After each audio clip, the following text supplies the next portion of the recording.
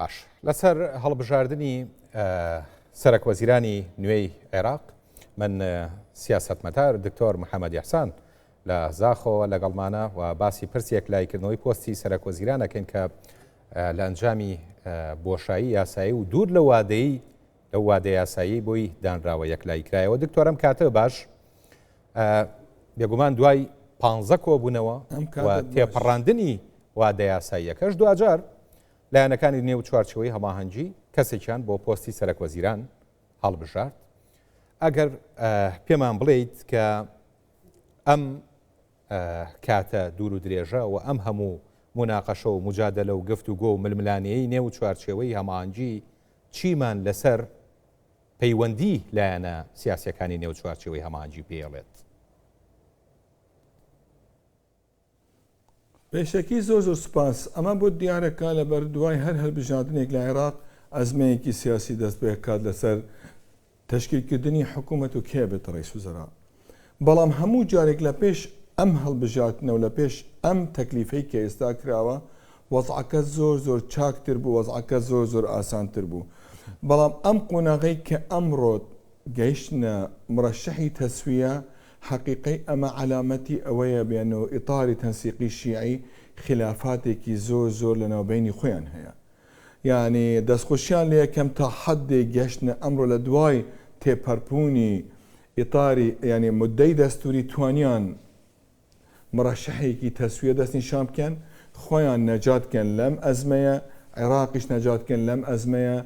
لەبەر ئێستا دەستی پێەکە قۆناغێکی ترە ئایا مرەشەحەکەیان چۆن ئەتوانێ بەڕاستی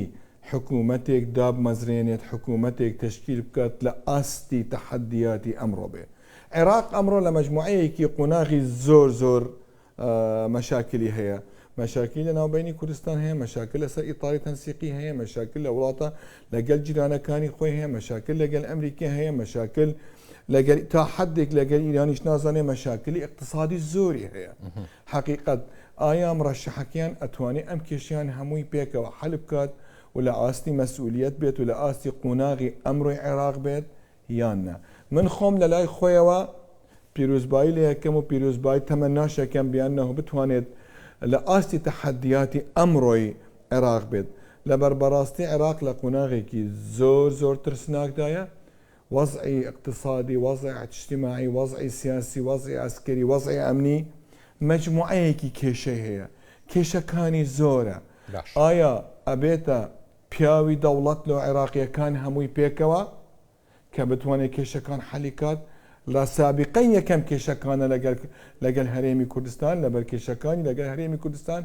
کێشەی مزمنە. باش کێشەکان مزمن دوجار ئایندەی عێراق سەر ئەم بابەتە. ئایا ئەگەر کێشەکان حەلیکات ئێمە توانین زۆر کێشەکان لەگەل ئەمریکاشتەوە بێتە حەلکردن؟ باش لەگەڵ ئەمریکا باس کرد. ئەمریکا یان با بڵێن ئەم سەرک وەزیرانە و کابینەکەی ئەتوانێ لە ئاست ئەو داواکاریانە بێت کە ئەمریکا لە عێراق هەیەتی ئێستا؟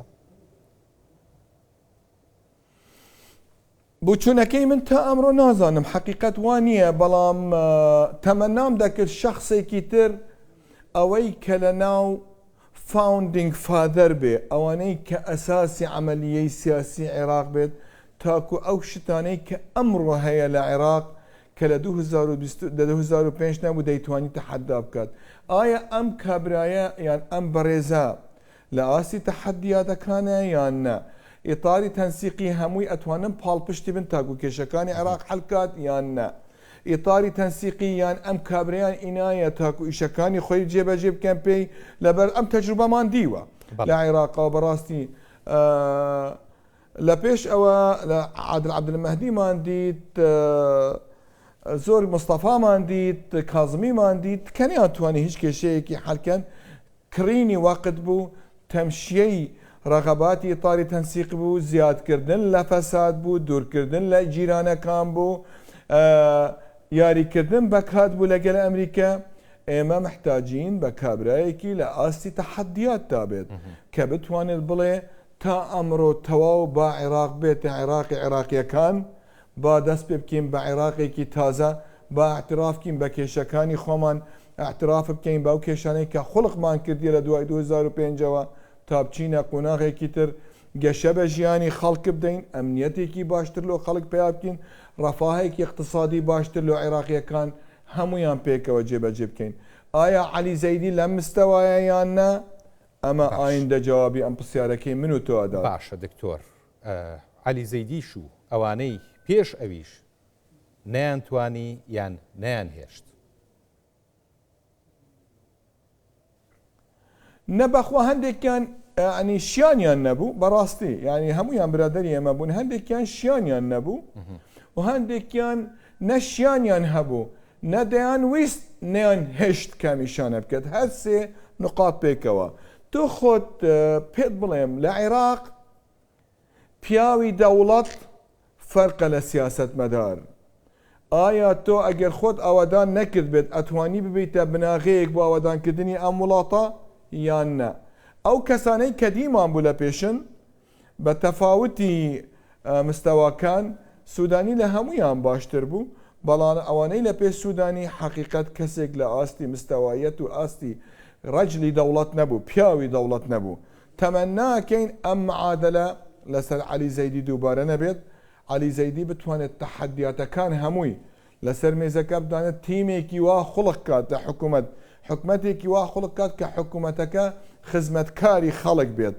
نەک حکوومەتەکە خزمەتکاری حزبەکانی سیاسی بێت و بێنە بەشێک یان درێژە بێخن لە فەسادکردنی ئەم وڵاتە لە تەخریبی ئەم عێراق لەبەر بەڕاستی عێراقیەکان بە هەموو مکەونەتەکانی خۆیان نە کورد و نە عەرەب و نە سوننە و نە شیعە مستحقی ئەم ژیانە نین مستحقی ئەم حالە نەفسیەی نین کە ئێمە تیاژین مستحقی ژیانێکی باشترن گەشە پێدانێکی باشترن سەقامگیریەکی باشترن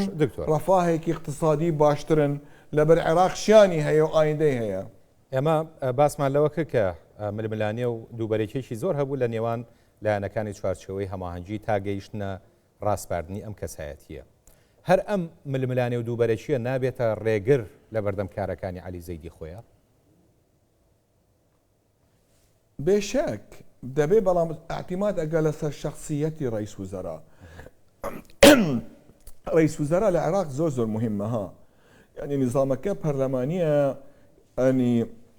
ڕاستە چەند مادەیەکی تری دەستوری هەنە ناوبینی سەرۆکاتی کومار کە تعریفی سڵتەی تەنفیزی کراوە بەڵام سەرۆکی ئەنجومەنی وەزیران لە عێراق زۆر مهمە یعنی ئیدا قالە کون فەلیەکون بریارەکان هەمووی بەدەستی ئەوە زیاتر لە پەرلەمان و زیاتریش لە سەرۆکی کومار ئەگەر شخصیەتی ڕاستی ئیمانی هەیە بە عێراق ڕاستی ئیمانی هەیە بە پێکەوە ژیان ڕاستی تایفی نییە ڕاستی پیاوی جێگایەک نییە حقیقت لەبەر بەچوونەکەی من تۆ ناوی عەلی زەیدی ئەمڕۆت بیستووە وانە عەلی زەیدی شخصیەتێک نییە لە موسسەکانی ئەم وڵاتە لەبەر ئێمە لە وڵاتێک ئەژین وڵاتەکە من پێ ئەڵێم هەموو جارێ پێم وتیە لە 2023 تا ئەمڕۆ پێ ئەڵێم ئەرض الئەحلام یعنی واری خەونەکانە بازەکە دێت لەسەر شانی کەسێک دانێت و ئەبیتە ڕئیس وزەرا عەلی زەیدی دوێنێ نەمان دەزانی عەلی زەیدی کێ ناوەکانی تر هەبوو کە بێتە ڕئیس وزەرا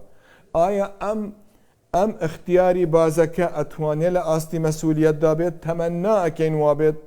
لەبەر بەڕاستی وەزعی وەسەط و جنوب زۆر خراپترە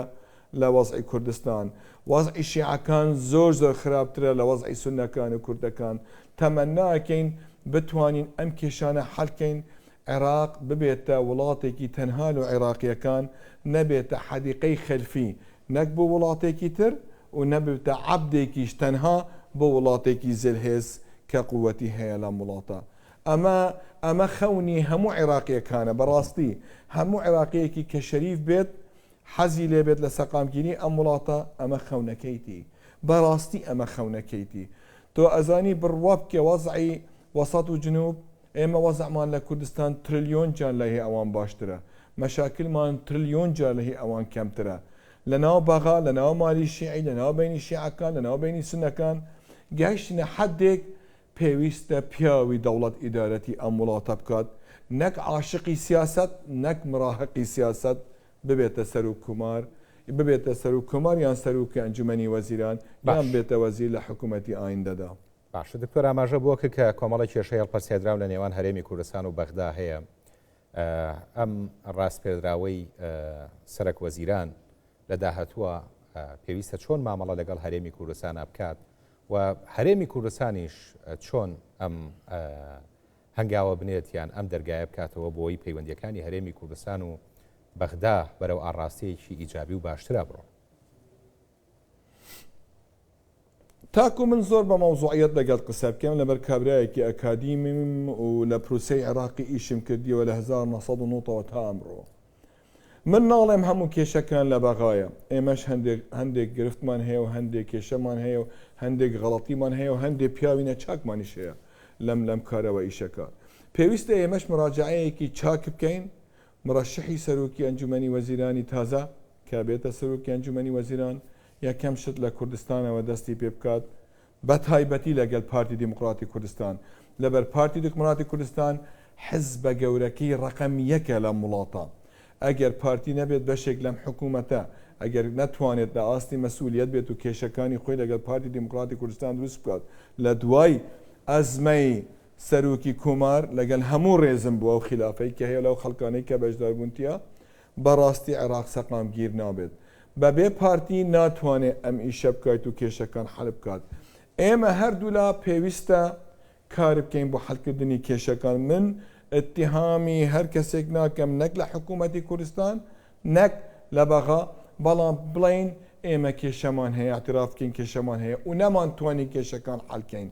نەحەلکردنی کێشەکان ئەگە فترەیەکی درێژی پێچوو ماناوی خەڵەتێکە لە هەموو جێگایەکە نەک جێگایەک تەنهاتی مەهامەکات. ئەمە مەرحەلەیەکی تازەیە، قۆناغێکی تازەیە، سەفحەیەکی تازە بکەین لە علاقەتەکانی خۆمان، بتوانین ئەم کێشانەی کە هەمانە لەسەر ئەساسی عێراقی بوون تەواوکەین، لەسەر ئەساسی عێراقی بوون کێشەکان حەلکەین تاکو بتوانین باشترین خزمەت بۆ هاوڵاتیانی ئەم وڵاتە پێشکەشکەین بە کوردەوە، بە عەرەبەوە، بە سوننەوە، بە شیعەوە، بە تورکمانەوە، بە کلدانەوە، بە ئاسووریەوە، بە هەمویان پێکەوە خۆمان ئەو مەشاکلانەی کە هەمان هەبوو حەقیقەت لە پشت بهێڵین و سیرکەین بۆ ئایندەیەکی گەشتر بۆ ئەم وڵاتە. باش سیاسەتمەدار دکتۆر محەممەد ئیحسان لە زاخۆ لەگەڵمان بووی، سپاس بۆ بەڕێستان.